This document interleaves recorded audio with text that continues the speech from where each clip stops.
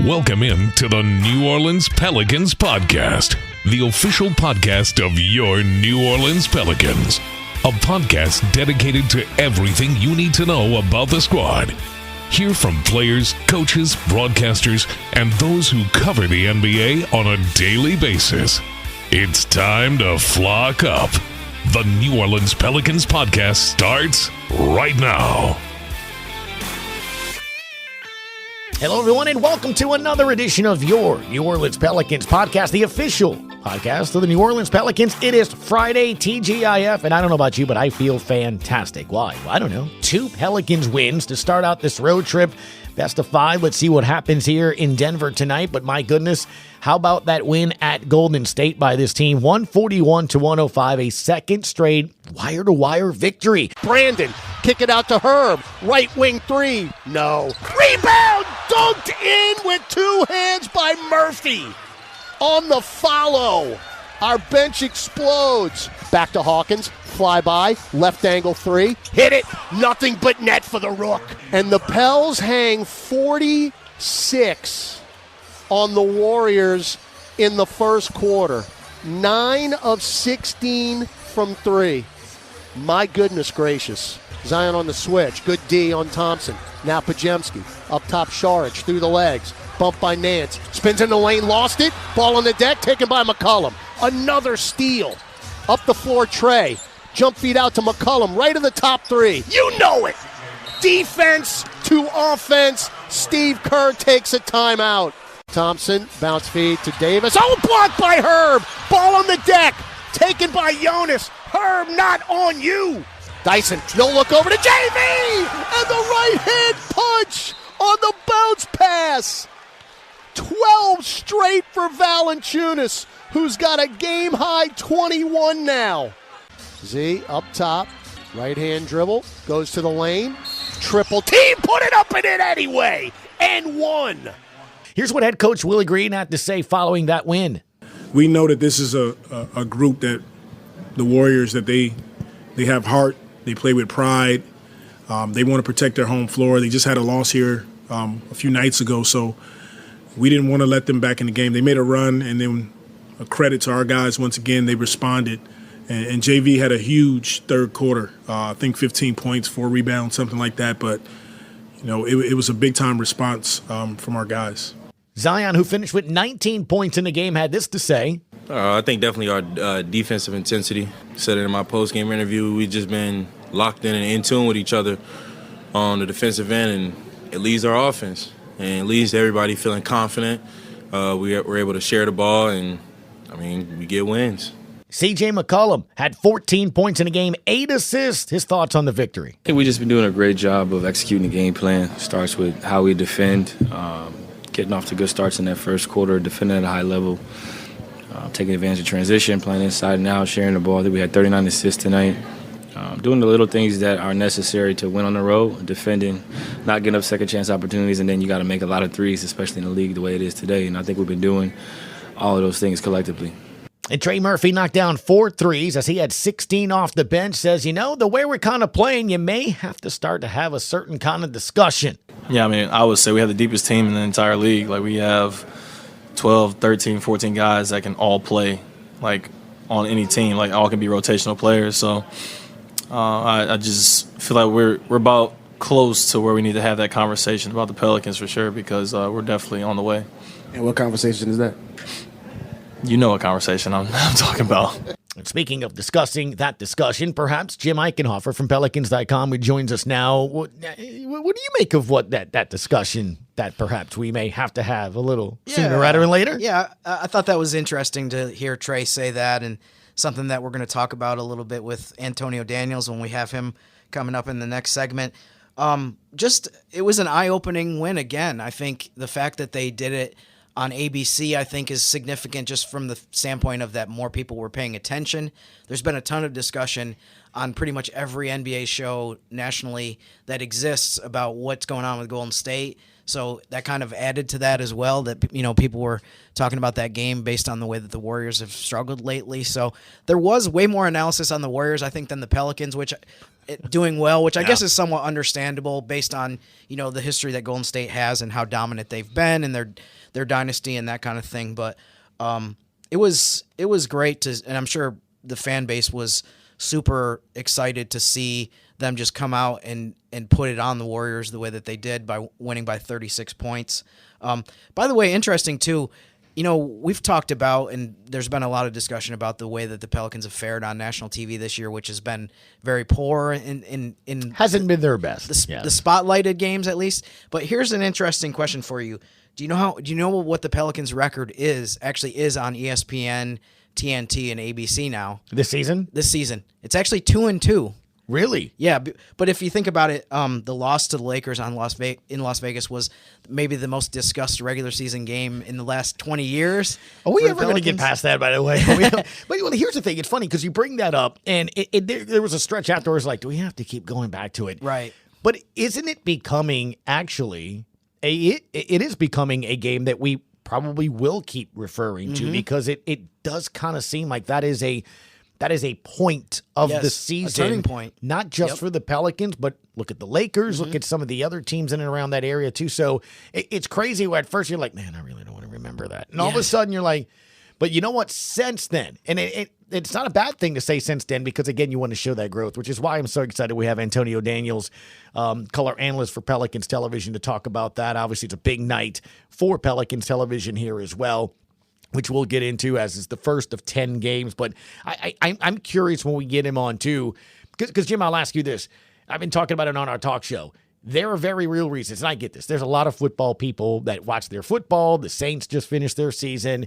The LSU college football national championship, all of that. That we have the NBA fans, but I'm talking, there's people like, okay, let's check out the other team in New Orleans, and there are the casual NBA fans, and that's why this. I love football too. Look, this TV deal is going to be great because I think you're going to get more eyes on it. So if people are going to go, well, why is so many people talking about them? Why are they winning? There are very real, tangible, point to statistical reasons why the Pelicans are doing what they're doing, not just on the road, but since Vegas, aren't there?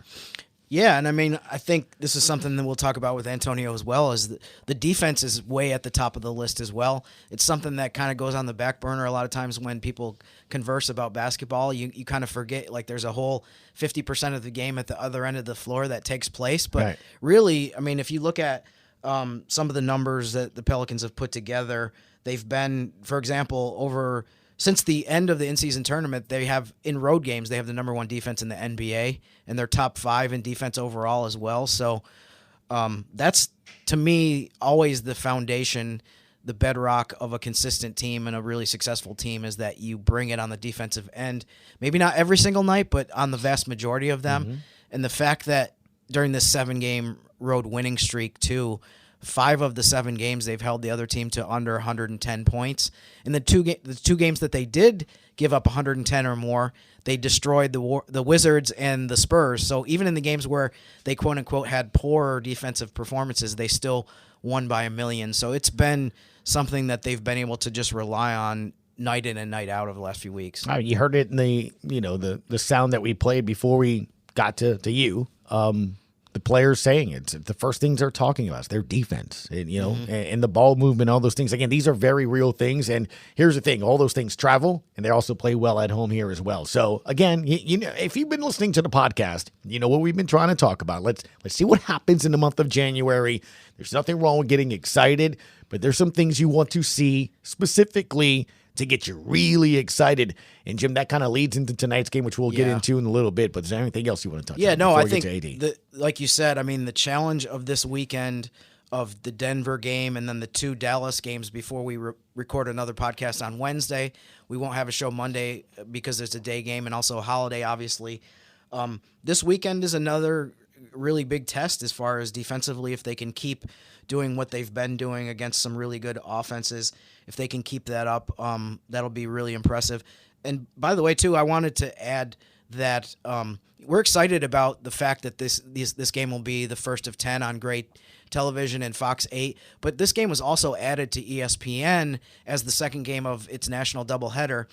And it's very clear to me that the reason that happened was because the Pelicans are playing really well. Denver won the championship last year. It's a given that they were a team that was going to be really good this year and a team that the national networks are going to put on TV a good amount. But if the Pelicans were 15-23 instead of 23-15 right now, I can pretty much guarantee you that they would not have added this game. But the game that was initially supposed to be in that slot was Charlotte versus San Antonio.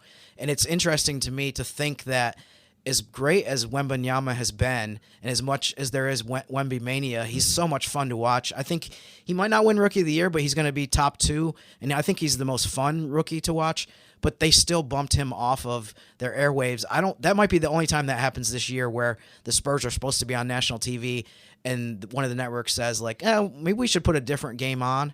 So to me, that's another sign of what the Pelicans are doing. The fact that they're getting added to national TV, not removed, the way we saw a few times in the last few recent years. Yeah, no doubt. And as you know, we were talking about with TV, it is a big night because not just here in New Orleans, which you can see your Pels, but throughout the state of Louisiana, Mississippi, and Alabama tonight, Pelicans basketball will be on television. So let's bring in our guest for today's podcast, Mr. Antonio Daniels. All right, the only way I can think of ending a really nice week and starting a fantastic weekend before that frigid cold front is to go to where it's actually cold and frigid. Antonio Daniels, you love him, our most favorite color analyst, part of our Pelicans coverage here as well. I was just going to say Bally's, but AD, the big news obviously is not just Bally's, but now great television here locally, Fox 8, man, 700,000 people to 7 million people possibly seeing you in a turtleneck. How cool is that? Not seeing me in a turtleneck, but just getting an opportunity to put eyes on this team. Yeah. When they're playing their best basketball of the year, I don't think it could have come at a better time. It's, and I don't understand all the intricacies and particulars about cable and all this thing, all these different things that come along with it. I know it is truly a blessing, right? For the New Orleans area and surrounding areas to get an opportunity to put eyes on this team because they're playing at such a high level right now and they deserve to be seen.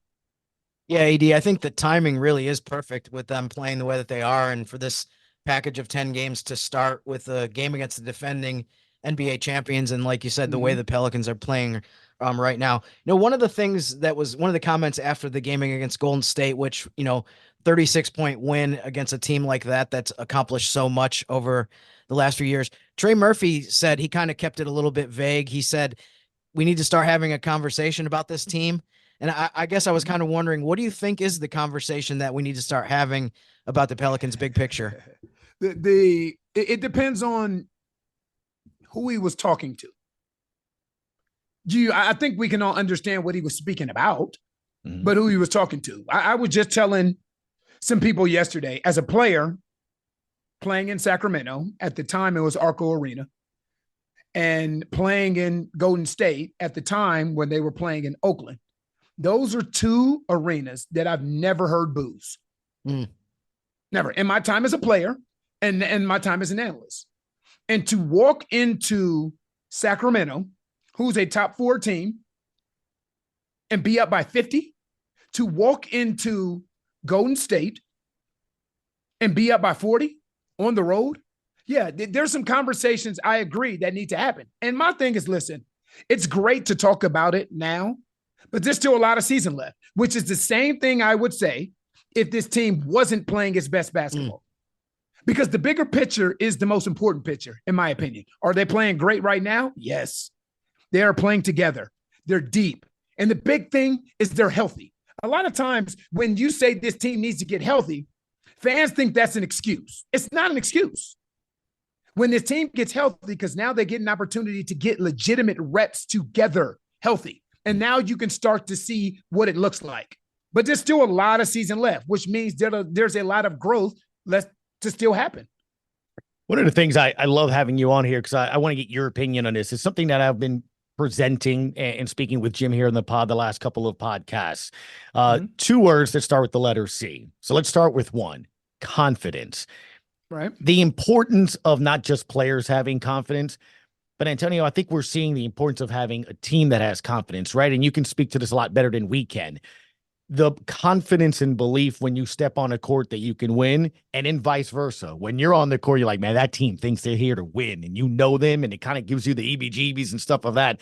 How important is it that you think you're starting to see this team have the confidence? Because if you don't, I don't think you come back after the kind of losses in Vegas, the Clippers, Dallas, things of that nature. This team's showing, I think, confidence / maturity on there. But to me, it starts with confidence, right? That they believe they can move on past a good win, tough loss, and confidence every single night they can win. Well, this is a results-based league. Like, no matter what we're talking about, everything is results-based. It's different to have confidence when you win. Like, I'll give you an example. When the Detroit Pistons were losing 28 games in a row, how much confidence you think they had? Right. Not much. Right. Because this is a results-based league. When you have a team like the New Orleans Pelicans and you lose 3 games, right? You're 11-4 since that beatdown in the in-season tournament. You lose 3 games by a combined 5 points. There's confidence that comes with that because you know you're right there. You're right there. You are a play or 2 away from winning those games. And then when you actually start to win those games, then when you actually start to get healthy and see the amount of boxes that this team can check on a night-to-night basis. And I've said numerous times, I will take this roster. That's where my confidence lies. It always has. Even when this team hasn't been playing well, and fans were telling me, you're being too positive. You know, they pay you to be positive. No. I know what I see. And when you see the depth, the star power, the firepower, the versatility, the length, the athleticism, and the veteran leadership on this team, they check a lot of boxes. So there's confidence that comes with that. Because I know me as an analyst, every game we go into, when this team is whole and healthy, I feel like we have a legitimate chance of winning at home and on the road. That's a definite step in the right direction. And that leads to my other thing that I was talking about with Jim here as well. Contenders or competitors, right? My goal I'd love to see at the end of this month in the checklist and the boxes, you can tell me what maybe those boxes that you need to check to become contenders. I think part of that is a team that can go win on the road or at home, you know, avoid long losing streaks, things of that nature. But I'm with you on this. This is why I've been calling this team competitors. They can compete every single night against any team in the NBA. And that is a step in a different direction, right, AD? Because in the last couple of years, somebody misses, somebody's injured. You're starting out your pregame with Joel. All right, well, where's the 3-point shooting going to come from? Or where is the 30 points going to come from? Because Zion didn't play. You mentioned Sacramento up 50. He didn't even play. I mean, right. There's no way that would have been in the past. So we're competitors. Right. What would it take for a team to be a contender? You have to continue to grow. Like, the thing that you don't want to do in an NBA season is peak too early. Like, I had a conversation with someone the other day, and the question was, did the Lakers peak at the in-season tournament? Did they peak in the in-season tournament? We've seen teams throughout the course of history peak in November and peak in December. You want to progressively improve, right? From October to November, November, December to January, all the way through the second week of April. And when the second week of April comes is when you would like to be playing your best basketball, when you would like to be the healthiest, the most confident that you've been, because you have built up a good rapport of confidence throughout the course of this season. It's a cliche statement to say it's a marathon, but it is. It is. Championships aren't won in November. Championships aren't won in December. But here's the thing. They're not lost either. So when the team goes through a rough patch and you start to hear the rumblings of, oh, you know what, this and that. And no. There's still so much time remaining in this season. And I love where this team is right now, confidence-wise, mentally, and I love where they are also physically. When you talked about, people being concerned and maybe panicked a little bit with the start of the season, the fact that they were 4-6 in the first 10 games. I mean, when you talk about how impressed you are with the depth and the talent that this team has, how much have you seen that too in the way that they've played, the second and third time against some of these teams compared to the first time? And I'll give you a perfect example. First time they lost, they played Golden State, they lost by 28. Second time with a much closer to full strength team, they win by 36. And I mean, you could go across the board. Dallas, Minnesota, the first two times they played them, they were nowhere near 100%. And then they lose both of those games. The next two times they play them, they beat them both by double figures. So, I mean, how much have you seen as far as if you thought it was just an excuse at the beginning of the season, the way they started, you kind of can see how exactly what you're talking about based on what's happened. Yeah. There's nothing more important, Jim, in this league than health. There's nothing more important. And you just gave two great examples of it, right? Minnesota is, by record, I believe, still the best team in the Western Conference. Right? You play them 4 times. The first time you play them, no Zion either time. No Herb Jones, no CJ McCollum in either of those games, and you lose those games. But now you come back the second time, Herb is available. The third and fourth time, where Herb and Zion and CJ are available, you win those games. There's a drastic difference when this team is whole and healthy.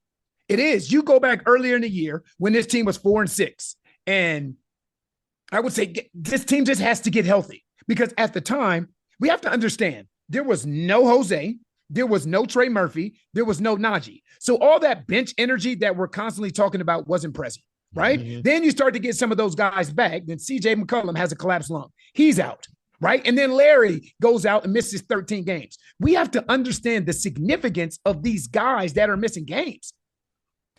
Larry Nance is a godsend for this team. If you are watching this team play to understand the importance and impact of Larry Nance, of Jose Alvarado, of Trey Murphy, of Dyson Daniels, of Jordan Hawkins, of Naji Marshall, that's 6 guys that you have coming off the bench outside of that starting 5. This is a very, very dangerous team. And when they are healthy, again, Jim, Gus, this is a hill I'll die on. I will take this team and stack them against any of the other 29 rosters.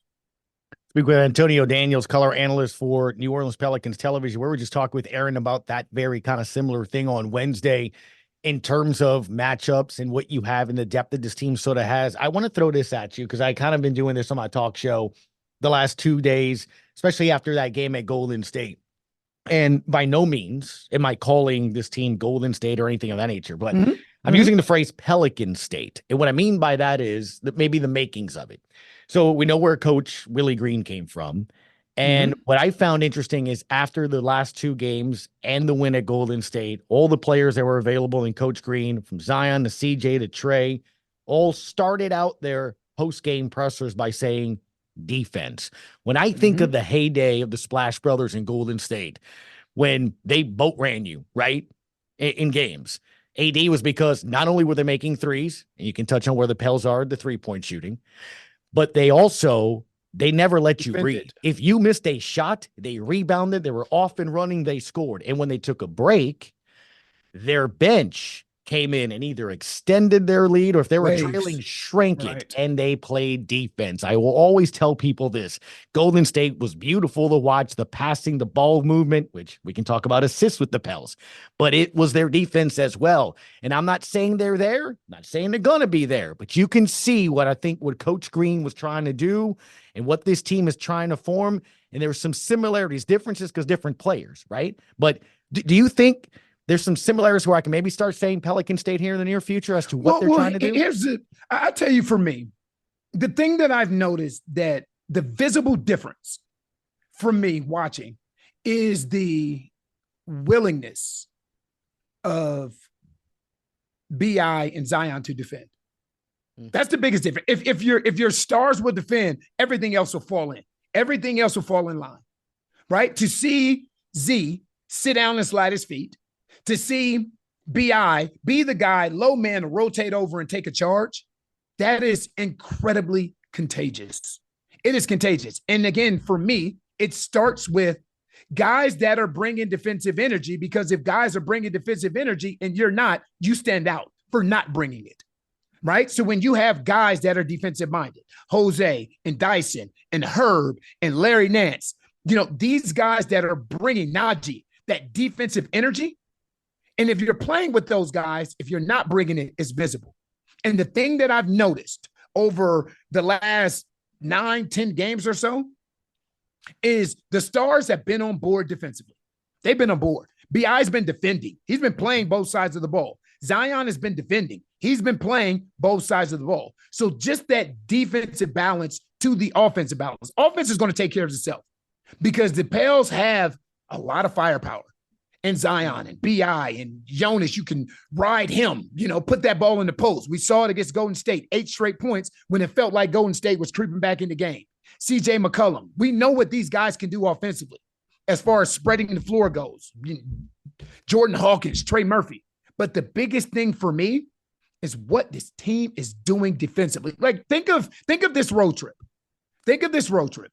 Because we started off, Joel and I talked about the fact that you're starting in Sacramento with De'Aaron Fox. Then you're going to Golden State and you're playing Steph Curry, right? And then you get Luka and you get Kyrie and you get Jamal Murray, right? Like, this is not an easy road trip. They held De'Aaron Fox to 3 points. Yeah. They held Steph Curry to 14 points, 4 of 13 from the field. And in both of those games thus far, their defense has completely sucked the life out of the opposing arenas, which is amazing to me. I feel like when this team allows their defense to fuel their offense, good luck. Two guys I wanted to ask you about specifically, AD. You just touched on how challenging this road trip is going to be, or on paper going into it, you thought this is going to be some tough matchups. We talked earlier this week about just how Herb importance that he has on the defensive end against these teams, but just the way that he shot the ball on threes. What have you seen from him as far as his last, 7-8 games? He's shooting over 55% from 3-point range. Right. 15 to 27 from 3 over the last 7 games. And the reason that's important is because in those last 7, they're 6-1. But also, I am under the belief that if Herb shoots well, this team won't lose. This team does not lose basketball games when Herb Jones plays well. And the reason I say that is this. If you look at the starting 5 with Zion, BI, CJ, and Jonas, Herb is that 5th guy. So what teams are saying is if we have to leave a guy, the guy that we are going to leave is Herb Jones. And when he's shooting the ball with the confidence and efficiency that he is shooting the ball with now, this is a tough team to beat. Because the most valued skill in today's NBA is the ability to shoot. It's shooting. And what teams are saying is, you know what, we're going to put a man and a half on Zion or a man and a half on BI. Or when that ball goes into Jonas, we're going to put a man and a half on Jonas. And the guy that they're saying, let's shoot, but we're willing to live with, and that starting 5 is Herb Jones. And again, 6-1 in your last 7 games, and he's 15 of 27, 56% in those 7 games. That's important because now it becomes a pick your poison offense. Who are you doubling off of? Right? When Herb Jones is shooting the ball at this rate, I love it. I love it because you know what you're going to get from him on the defensive side. But this is also a testament to Herb's hard work. Yeah. Every practice, before and after, like Groundhog Day, you see him, Naji, and Coach Fred Vinson working together on all the shots that he gets in the game. Those corner threes, those angle threes, all the shots that he gets in the game. It's not by accident that Herb Jones is shooting the ball at the rate that he's shooting now. It was just a matter of time. Reps always pay themselves off. And AD, to one of your points, I just looked this up. One of the stats that I thought was interesting, in the 23 games that the Pelicans have won this year where Herb's played, he shot 45% from 3-point range. So that tells you a lot. Another player I wanted to ask you about was, what do you think about the impact of CJ McCollum? One of the stats I saw the other day that blew me away was that he's actually at a career high in 3-point percentage. If you think about what he's done throughout his career over 10 plus years. It makes sense to me. Yeah. That makes sense. Like that he would be at a career high because of who he's playing with. He played with Dame Lillard, right? But when he played with Dame, you could really focus and hone in on those two. You have to look at the offensive firepower and versatility of the guys that he's playing with now. When you're playing with Zion, the amount of gravity that comes with him. When you're playing with Brandon Ingram, the amount of gravity that comes with him, but also the skill set of both of those two guys to make the proper read. Again, what's seen as an excuse isn't an excuse. It's understanding. It's understanding that synergy takes time. You need reps on the floor with these guys. Think when B.I., Zion, and B.I. first started playing this season. We were telling ourselves, man, these guys have only been on the floor. This is the 7th time that these guys have started together since Willie's been here. Oh, this is the 8th time. But now what you're starting to see is what synergy looks like with actual reps together. It's different if CJ's playing and Zion's not there. Mm-hmm. It's different if CJ's playing and BI's not there. Or if those two guys are playing and CJ's not there.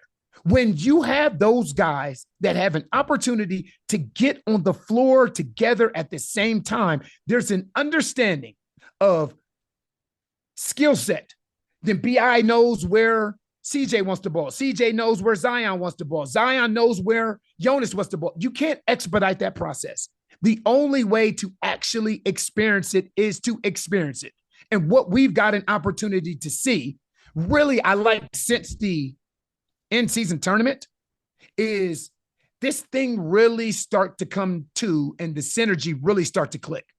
And the other thing to add to that, Antonio, I think you can't simulate, and you're at the practices all the time. You're at the shoot-arounds. You can't simulate the late game situations. You can't simulate how teams are going to, change their game plan during the game, defend you in that last 20 seconds. Maybe you're thinking they're going to run at you. Instead, they leave. You can't simulate that because teams haven't gone through it because the Pelicans haven't gone through it. So I just think experience is the best way to learn that. And that's why you look at those losses in Memphis and Houston stuff. They have to go through that because you haven't gone through it. So you know how to handle that better. The other thing that I think the pruning process isn't fun. Sorry to cut you off, Gus, but the pruning process is never fun. Mm-hmm. That's the thing that's the hard part is to get through the pruning process and where you start to step into the best version of yourself. You don't get to success just from success. You have to fail to get there. There's an amount of failure that goes into being successful. Like when you think of Steve Jobs, you think the first time he created the iPad that he succeeded on the first time? Mm-hmm. No, not a chance. But the failure part and how you respond to failure usually dictates and determines how quickly you can get and elevate towards success. Yeah, no doubt about it. The other thing I want to touch on, you guys have been touching on it too, about the 3-point shots, the quick starts. When you look at these big wins against these teams, especially on the road, the importance, you're going to need again tonight against Denver, right? But the ability to, you're in the game. I don't know how to sort of put it, but it's one of those where you're not down 13-4 in that first quarter, right? You're up 13-4. But to see those first few shots, AD as a player, goes back to the confidence, right? You feel good. Now you're in the game. Crowd really can't get into it. You're not struggling, playing from behind, winning the first quarter, all those things. But this team's been able to come out. I mean, we kind of joke about it. CJ, it almost looks like he's looking for a 3-point shot, the very first thing that he's shooting in the game. But for the Pels to get going, that's something that's really stood out to me. They are knocking down threes early in these first quarters, and it's, I think, spurring them to win. And for me, it's the ball movement. It is the ball movement, or as I call it on the broadcast, passing plays. Everybody eats. And in the last 2 games, this team has 72 assists on the road. That is impressive. 72 assists on the road, 37 and 35. When the hardest thing in this league to guard is ball movement and man movement. The easiest thing to guard is ISOs because every team is prepared to guard ISOs. Every team is not prepared to guard ball movement. And if you look at the way these games are starting, it's starting with ball movement. It's starting on these past couple of games. There's almost been, I don't know if it's a conscious effort to get that ball inside, to play in the paint. And a lot of times, and when I say play in the paint, it doesn't mean score in the paint. It just means touch the paint. Mm-hmm. When that ball touches the paint and you have spray out threes, you penetrate, you collapse that defense and hit someone for 3, that's hard to guard. So now, as opposed to you chasing the game on the road, you have the opponent chasing the game on the road. And how do you win your last 6 on the road? How do you win your last 7 on the road? Because you're getting off to great starts on the road by ball movement, by touching the paint, and also by the defensive effort that you referenced earlier, Gus. Yeah, there we go. So give us one key tonight, man, to be paying attention to. Obviously, this is a very good team. They're defending champs, and you say it all the time on the broadcast. It is a matchup league. I kind of feel like the Pels sort of matchup where they're, again, goes to that confidence. I wouldn't say that they don't fear them, but they feel confident they can compete with them, right? That's a fair thing? Yeah, it seems like every time there's a game with the Denver Nuggets, it's going to come down to the last 2 or 3 minutes. That's just, I don't – hopefully I'm wrong. Hopefully it doesn't come down to the last 2 or 3 minutes and me and Joel are joking about the lottery or Powerball because we're up by so much. That would be fantastic. But for me, what has really stood out to me is just this ball movement. And Jonas said it best to Jen Hill in the postgame after the Golden State game. It's fun to play this way. Willie said it in the locker room after the Golden State win. This is beautiful basketball and it's fun to watch. What you don't want to see is a game with 18, 19 assists. You don't want to see that. You want to see a game with 29, 30, 31 assists while taking care of the basketball on the road. You take care of that ball, you value the ball, maximize your offensive possessions, and move Denver around. Make Jokic guard. You're going to be in a great position in the last 2 to 3 minutes of this game. All right, sounds good. Looking forward to it. AD, safe travel, sir, and we will see you soon. For sure. Appreciate it, Gus. Thanks, Jim. Thanks, AD. Well, that was fun. I don't know about you, Jim. I could do probably 6 hours. I don't know if he'd want to do it, but I could do a 6-hour podcast, sports talk show. You can do anything. I almost feel as well with AD, you can do anything, and it would be not only entertaining, you'd learn something, and then you'd want to go, like, do it. You know what I'm saying? No matter what it is, whether it's cooking, baking, working out, something. I love listening to him because, I mean, he's even says this, it kind of admits this. He's like, I love talking. Maybe I'm not everyone's taste. I'm not everyone's flavor, but he has so many opinions about so many different things. And what's great about him, another thing that's great about him is that, you don't even really have to set him up much. He can talk for a long time. I really liked what he said about when I brought up CJ McCollum, the context that he can bring as a former player who played in the NBA, and also the fact that he follows the league so closely and has for a long time. So there's a lot of different insights that he provides that are really interesting to me and really valuable. So always love having him on the podcast whenever possible. We can see on my notes in front of me, I literally just have AD basketball. That's it. I was it. Yeah. Pelicans, Denver. No, that's pretty much it's true. But I think the other thing too, and we know him personally because we get to see him a lot more than the folks that just see him on TV. And that's what I mean by that. Look, he travels with this team. He was a player. He understands the game and that. And I think that's the beauty that I do love. And I think it's the hardest thing to do is to convey that and do that. It's like when we had Jason Smith on a couple weeks ago, you can hear some of the things that he went through and he did. And there was just something from a player's perspective. And then when you find a player that can really convey that and let you understand it in a way, I love how he explains little things like in this conversation we just had, Zion moving his feet, sitting down, being able to do that. Brandon Ingram taking a charge. Like these are things that he sees, that he understands, that he hears at practice, that he sees maybe some players do and don't do. That's a different, it's easy. You and I can look at a stat. Hey, they're winning. They're playing more defense. He can specifically say, no, this is why he's doing. He's rotating. He's moving. And it kind of goes to something. I meant to do it when he was talking, but I saw a clip. Somebody pulled the clip because I was doing radio, but it was an actually televised game on Wednesday, and Zion was mic'd up. And in the fourth quarter, he kind of took over, right? He kind of started doing that. And I think it was the play where he went and dunked and he got the pass. He was talking to somebody on the Pels bench. I have a terrible memory, but he was talking specifically about what that was, and he was talking about it cerebrally. And he was saying, look, this is what they're doing. This is what we want to do. And you can hear Zion's, his understanding, his basketball IQ of what they're trying to do and what they were doing. And again, I think that is so awesome to see too. It's not just Zion, give me the ball and I'm going to do that.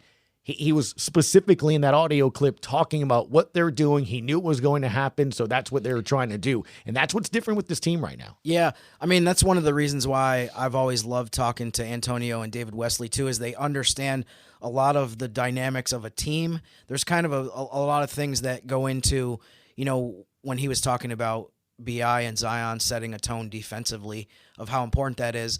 I mean, it kind of feeds into and the Trey rest talked about that after the game against Golden State. It flows to the rest of the roster because I know Larry Nance talked about this recently. He's like, if our top 2 or 3 star guys are all playing defense and all giving everything they possibly can, what excuse do I have to not do the same? So it's definitely a lead by example thing. I mean, leadership comes in a lot of different forms, but one of the things that you can never question is if a guy is bringing 100% effort, especially at the defensive end of the floor.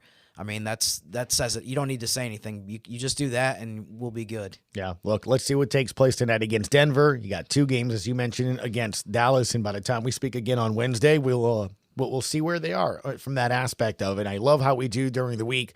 Monday, Wednesday, teams and players to look. I didn't want to put any more work to you, but you said you're going to do something on Friday. That's right. I came up with a new segment. I think I'm going to call this the trending number, and it's going to be a stat or a number that is very relevant to the Pelicans and something that is worth kind of discussing or looking at. The trending number today for this Friday is 45.7, and that is the Pelicans' three-point percentage over the last 7 games, which is number 1 in the NBA. Like number 1. Yes. Like that's number 1 in the division, not number 1 in the state of Louisiana. Teams, best in the league. We talked about earlier in the season, there was concerns about the three-point shooting. Is this going to be a weakness? Is this going to be something that game in and game out, you're like, oh, man, they're not making enough threes? The way that they've been playing lately has been incredible from the perimeter. And to me, it's not just the fact that they're shooting, the almost 46%, best in the league. It's the fact that it's coming from so many different guys. You see a lot of teams in the NBA who might lead the league in January or lead the league in the first half, and it's usually Steph Curry and Klay Thompson, and then there's a couple guys that do a little bit here and there. But it's usually 2 or 3 guys that carry a team's three-point shooting attack. Over the last 7 games, the Pelicans have 7 guys shooting 40% or better, and all of those are a decent amount. It's not like I'm using somebody's 2 for 3 and I counted that as above 40%. All 7 of these players have made at least 5 3-pointers over the last 7 games. Larry Nance is one of them, actually 5 for 8 at 63%. Herb, 56%. We talked about that with Antonio. CJ is 31 for 61, 51%. Dyson Daniels and Jonas Valanciunas in a little bit less volume, but they're both shooting 50%. And then you have Brandon Ingram, 48%. Jordan Hawkins, 44%, 10 of 23. And then an 8th guy who's almost at 40 during that stretch is Jose Alvarado, 8 for 21 at 38%. So there you have it. You have so many guys that are making threes right now. Is it sustainable to shoot this level probably the rest of the season? Probably not. But if you can do anything close to this will be something that teams around the league will be very concerned about when they play the Pelicans. And it's to your point, right? You're not depending on somebody to have to hit 7 or 6. And we've had those nights in the last Trey's couple of made, right. Yep. I hear you. 10, 11 in games, yep. But if guys can just hit 2 a night, right? 4, 5, 6 guys that can hit maybe 1 or 2 a night, right? I mean, like Herb Jones, 2 a night, 3 a night. I mean, but as AD said in our conversation, when Herb is hitting, 2 or 3 a night, the chances are you're going to be winning. So, and that's I think the key point that you just brought up too, that is interesting. You're not depending on kind of what we thought going into the season or last year, right? Trey Murphy is responsible for the 3-point shooting of the Pelicans. They drafted Jordan Hawkins so he could be the 3-point shooter of the team. I don't know if people thought Jonas is hitting threes, CJ's hitting threes, Brandon might hit a 3, Herb is hitting a 3, Larry is hitting a 3, corner Naji for the 3. That's the point that you're bringing up here. We all thought it's just maybe 2 players that are the 3-point shooters. Maybe not looking at it as the team. And how inadvertently, I didn't even mean to make this point, but inadvertently I just realized too that of the 7 players over 40% during this stretch, Trey Murphy actually isn't even one of them. So he's actually been, especially by his standards, he's in kind of what you would call a slump over this recent stretch. Can I text him that? Jim called you a slumper. Yeah. He's 10 for 30 in the last 7 games, 33%, which as we know by Trey Murphy standards, is low. So, I mean, he might be on the verge of breaking out as well. So let's just add him into the mix as well among these guys that are shooting threes and look out. But I'm glad we did this, especially on the podcast today here as well. They're very real reasons, and these are not bad basketball teams. These are not bad, tough places to go in. So I think that's why it's exciting, because it's not, well, they're just hot, or those teams had bad nights. The Pels are doing things to win the games the way they're winning. They're playing defense. They're shooting well. They're passing. They're playing well as a team. And you're seeing the confidence grow. You're seeing certain things that kind of stand out here that make you feel, you know what?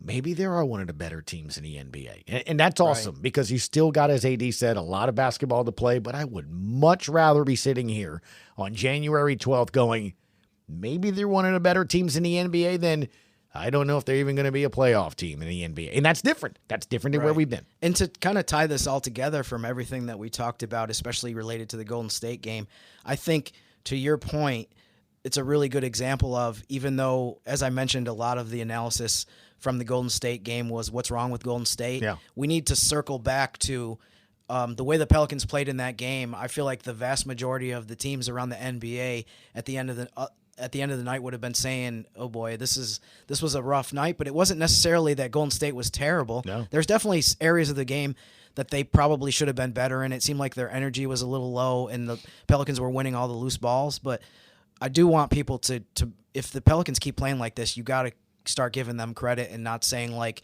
what's wrong with these other teams? It's more just about New Orleans playing at a level that is something I don't think we've seen in a long time. No doubt. That's Jim Eichenhofer. Again, our thanks to Antonio Daniels, and I'm excited. Game 1 of 10 here on Great Television as well. You can still, it's a triple cast. You still can check it out on Bally's if you do that. Here's the beauty of it. No matter where you watch it, Bally's, Fox 8 here locally, anywhere that Great Television has their TV station, it'll still be Jen Hale. It'll still be Antonio Daniels. It'll still be Joel Myers, Aaron and crew. You heard her on Wednesday. They're going to be a part of everything here as well. It's just where you're going to go check it out. So that's the cool part about it. And of course, if you want, you can still listen to us on the app. And you can watch the game on ESPN. But I think locally, this is something that we should point out too. I think locally, the game will be blacked out on ESPN, and you'll be able to watch it with Joel and AD and Jen. Which is a better broadcast. If you're outside of the coverage area, which we know a lot of Pelicans fans that tweet to us live somewhere else now, don't live in this area, they'll be watching it on ESPN, and unfortunately they won't be able to catch Joel, AD, and Jen, but they'll be back in action for you guys on Saturday with the Dallas game. Yep, no doubt. I guess the big question is, are you going to come hang out with us at 9 o'clock tonight over in the studio? That's what I didn't realize I had an invite. Yeah, well, you always do. You always do. We have not seen you at all on any road trips. I haven't had a road game yet this year, and I actually was on the road for a few games, so that was my excuse for not being there. But I promise you, I don't know if it's going to be tonight, but I promise you, if the Pelicans are in the top 10, anywhere in the top 10, you will start seeing me at sporadic road games. Me and the conductor will bring the chips, we'll bring some beverages, we'll have some fun.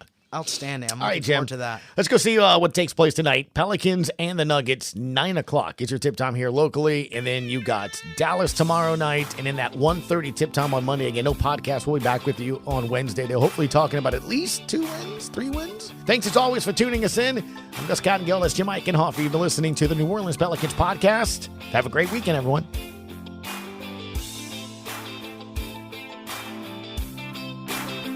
Thanks for listening to the New Orleans Pelicans Podcast. Join us 3 times per week on Pelicans.com, the Pelicans mobile app, the iHeartRadio app, or where you get your podcast.